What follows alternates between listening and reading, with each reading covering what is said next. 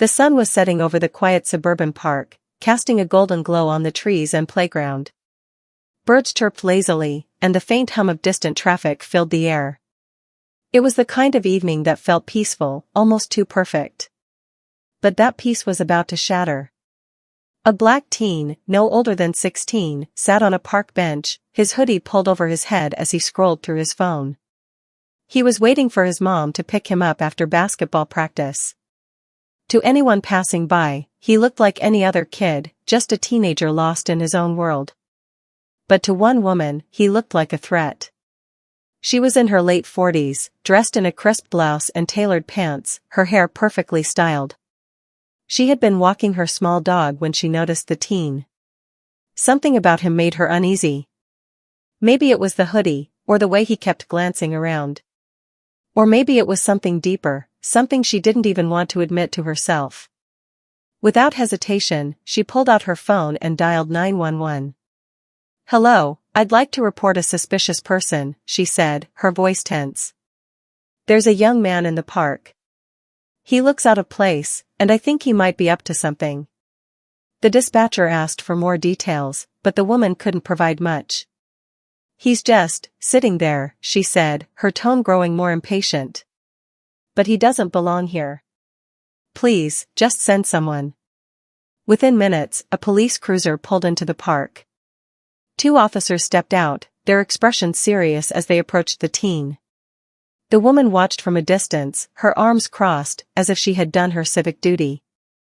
The teen looked up, confused, as the officers asked for his ID. "What did I do?" he asked, his voice calm but tinged with frustration. "We got a call about a suspicious person," one officer replied. "We just need to check things out." The teen sighed, pulling out his school ID. "I was just waiting for my mom," he explained. "I live a few blocks away." The officers began questioning him, their tone polite but firm. A small crowd had gathered now, curious neighbors peeking out from their homes or stopping their evening walks to watch. The teen's face flushed with embarrassment, but he kept his composure, answering their questions without raising his voice. Just as the situation seemed to be reaching a boiling point, a sleek black SUV pulled into the park. The doors opened, and out stepped a woman who commanded immediate attention. She was tall, with an air of authority that made everyone pause. Her sharp suit and confident stride left no doubt, she was someone important. The teen's face lit up. "Mom," he called out, relief flooding his voice. The woman walked straight to the officers, her ID already in hand. "I'm the FBI chief," she said, her tone calm but firm. "And this is my son. Is there a problem here?" The officers exchanged glances, clearly caught off guard. The woman who had called the cops froze, her mouth hanging open in shock. The FBI chief turned to her, her gaze steady but not unkind. "Ma'am," she said, "I understand you called the police on my son. Can you explain why?" The woman stammered, her earlier confidence evaporating. I just thought he looked suspicious," she managed to say. The FBI chief nodded slowly, as if she had heard this before. "Suspicious how?" she asked. "Because he's a young black kid sitting in a park?" The woman had no answer. The crowd murmured, some nodding in agreement, others looking uncomfortable. The FBI chief turned back to the officers. "I trust this matter is resolved?" The officers nodded quickly, apologizing to both the teen and his mother. As they walked back to their cruiser, the FBI chief placed a hand on her son's shoulder. "You okay?" she asked softly. He nodded, but his eyes were downcast. "Yeah," he said. "Just tired of this." She squeezed his shoulder, her expression a mix of pride and sadness. "I know," she said. "But we'll keep fighting, okay?" As they drove away, the woman who had called the cops stood frozen, her dog tugging at the leash. The park, once so peaceful, now felt heavy with tension. And for everyone watching, it was a moment they wouldn't soon forget. The FBI chief's journey to this moment was anything but ordinary. She had grown up in a rough neighborhood, where opportunities were scarce and challenges were plenty. Her parents, hardworking but struggling to make ends meet, had always emphasized the importance of education and resilience. "The world will try to knock you down," her father used to say, "but you have to get back up, no matter what." As a young girl, she had faced her share of discrimination. Teachers who doubted her potential, store clerks who followed her around, and neighbors who whispered behind her back. She had seen it all. But instead of letting it break her, she used it as fuel. She studied tirelessly, excelling in school and earning a scholarship to a prestigious university. Her path to the FBI was not easy.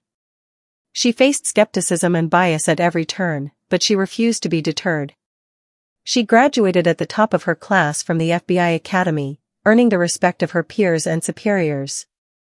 Over the years, she climbed the ranks, breaking barriers and shattering stereotypes. She became the first Black woman to hold the position of FBI chief in her district, a role she took on with pride and determination. Her son, the teen at the center of the park incident, had always been her greatest joy. From the moment he was born, she vowed to give him a better life than she had known. She taught him to be kind, to work hard, and to stand up for what was right. But she also prepared him for the harsh realities of the world. "People might judge you because of the color of your skin," she had told him one evening, as they sat on the porch of their modest home. "But you have to show them who you really are. Don't let their ignorance define you." Her son had taken those words to heart. He was a bright, ambitious student with a passion for basketball and a dream of becoming a lawyer. He had a close group of friends and a reputation for being respectful and level-headed. But no matter how hard he tried, he couldn't escape the occasional stares or whispered comments. The woman who had called the police, on the other hand, had led a very different life.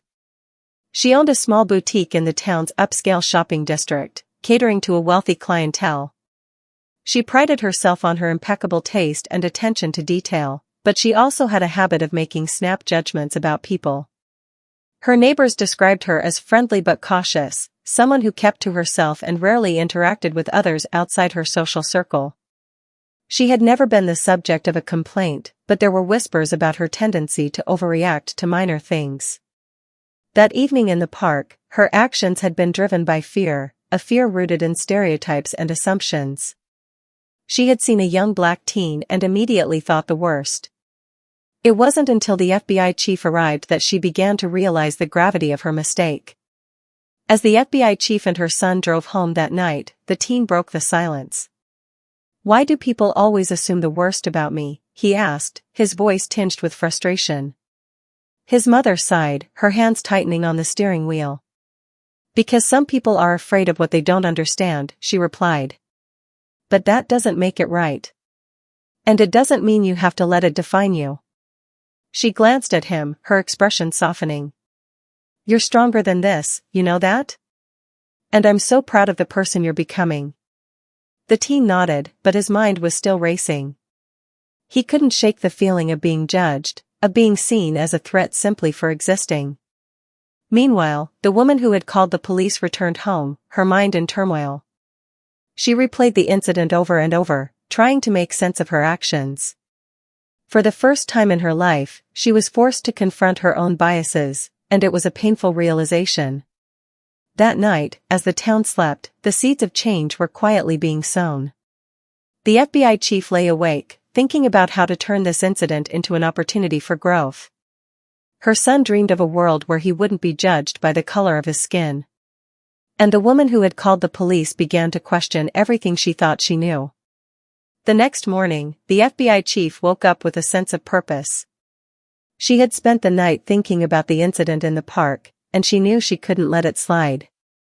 This wasn't just about her son, it was about something much bigger. It was about the countless young Black men and women who faced similar situations every day, often without the support or resources to fight back. She decided to pay a visit to the woman who had called the police. It wasn't an easy decision. Part of her wanted to let it go, to move on and focus on her work. But another part of her knew that real change only happened when people were willing to have difficult conversations. The woman, whose name was Linda, was at her boutique when the FBI chief walked in. The bell above the door jingled, and Linda looked up from the cash register. Her face paled when she saw who it was. Can we talk? The FBI chief asked, her tone calm but firm. Linda nodded, her hands trembling slightly as she led the way to a small seating area at the back of the store. The two women sat down, the air between them thick with tension. I'm not here to yell at you, the FBI chief began. I'm here to help you understand what happened yesterday and why it matters. Linda looked down at her hands, unable to meet the other woman's gaze. I didn't mean to cause any harm, she said quietly. I just thought he looked out of place. Out of place how? The FBI chief asked. Because he was black? Because he was wearing a hoodie? What exactly made him seem suspicious to you? Linda hesitated, her mind racing. She had asked herself the same questions over and over since the incident, but she still didn't have a good answer. I don't know, she admitted. I guess I thought he might be up to something. The FBI chief nodded, her expression softening slightly. I understand that fear, she said. But what you need to understand is that fear can be dangerous. It can make us see threats where there are none. It can make us treat innocent people like criminals. She paused, letting her words sink in. Do you know what my son was doing in that park? He was waiting for me. He had just finished basketball practice, and he was tired. He wasn't hurting anyone.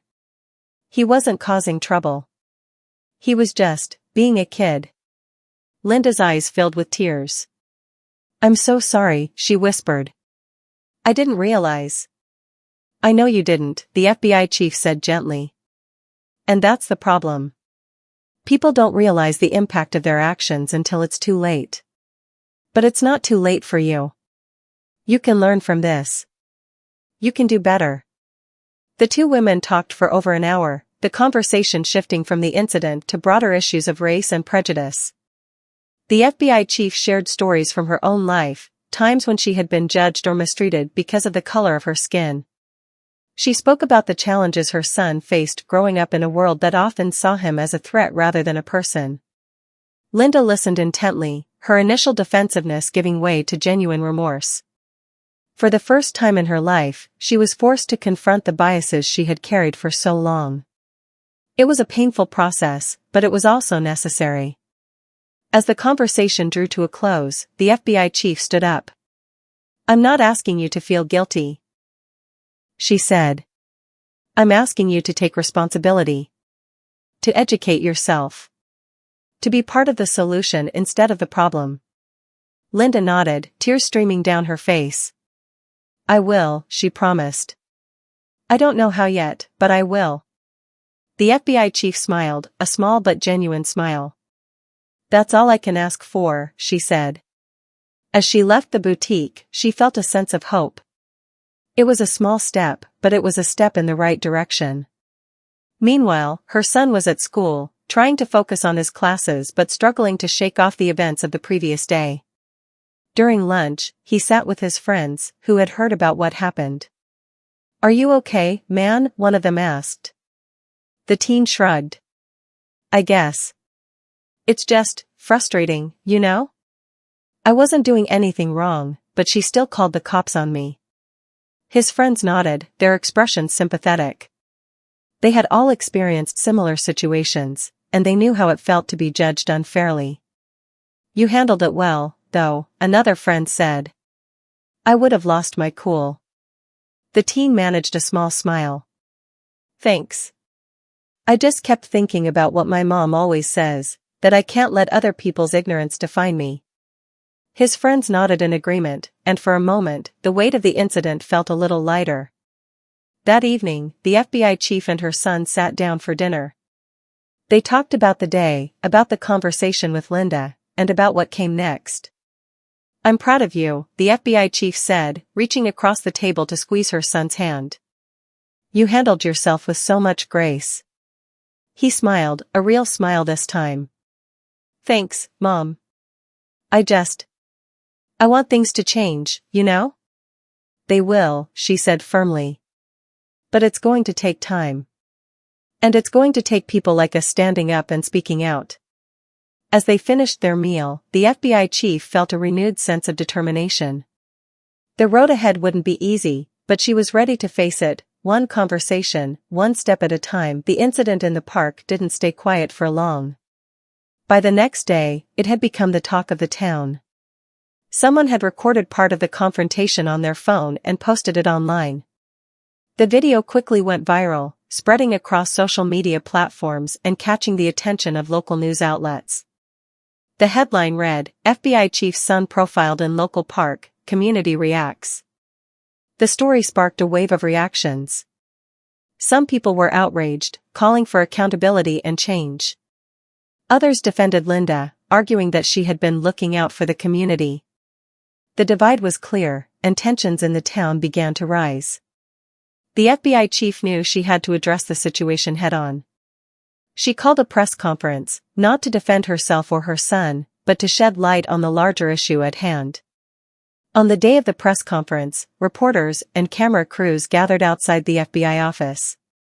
The FBI chief stepped up to the podium, her presence commanding attention.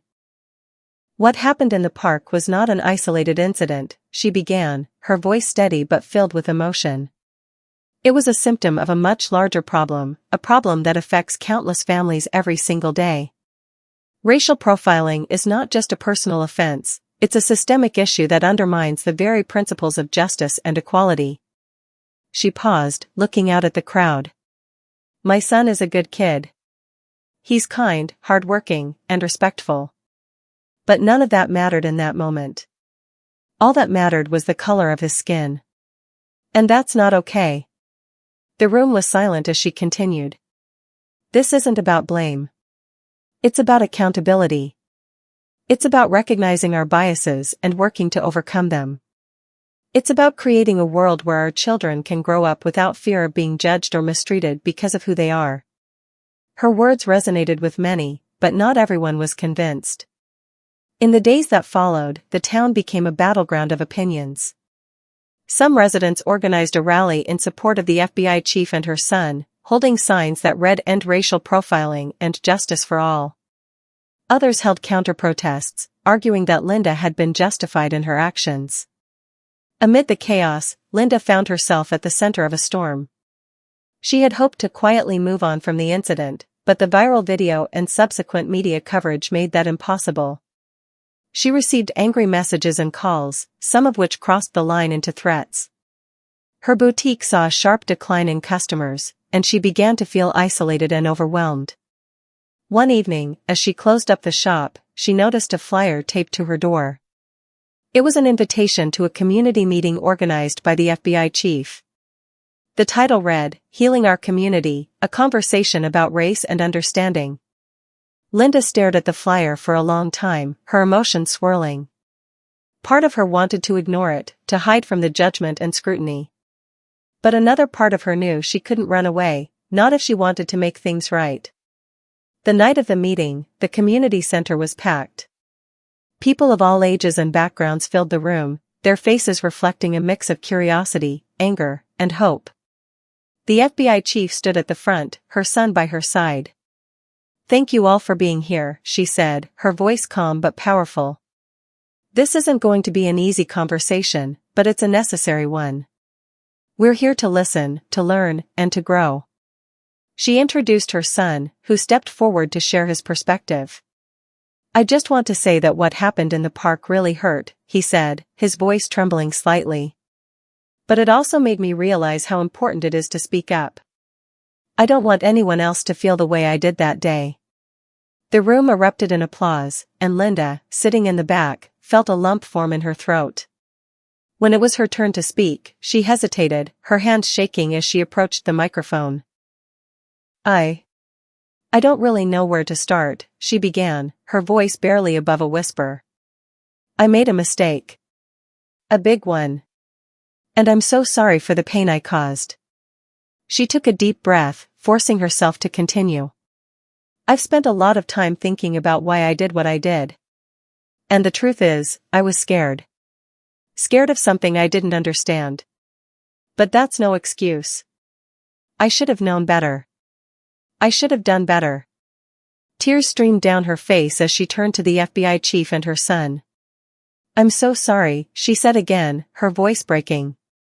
I can't take back what I did, but I promise to do everything I can to make things right. The room was silent, the weight of her words hanging in the air. Then, slowly, people began to clap. It wasn't thunderous applause, but it was enough to show that they were willing to give her a chance. The meeting continued for hours, with people sharing their own experiences and ideas for how to move forward. By the end of the night, there was a sense of cautious optimism, a feeling that, maybe, just maybe, they could begin to heal. As the crowd dispersed, Linda approached the FBI chief and her son. "Thank you," she said quietly, "for giving me the opportunity to apologize." The FBI chief nodded. "This isn't the end," she said. "It's just the beginning. But it's a start." Her son extended his hand, and Linda shook it, her eyes filled with gratitude. In the weeks that followed, the town began to change. Linda started attending workshops on racial bias and joined a local diversity committee. The FBI chief and her son launched a youth initiative aimed at promoting understanding and tolerance.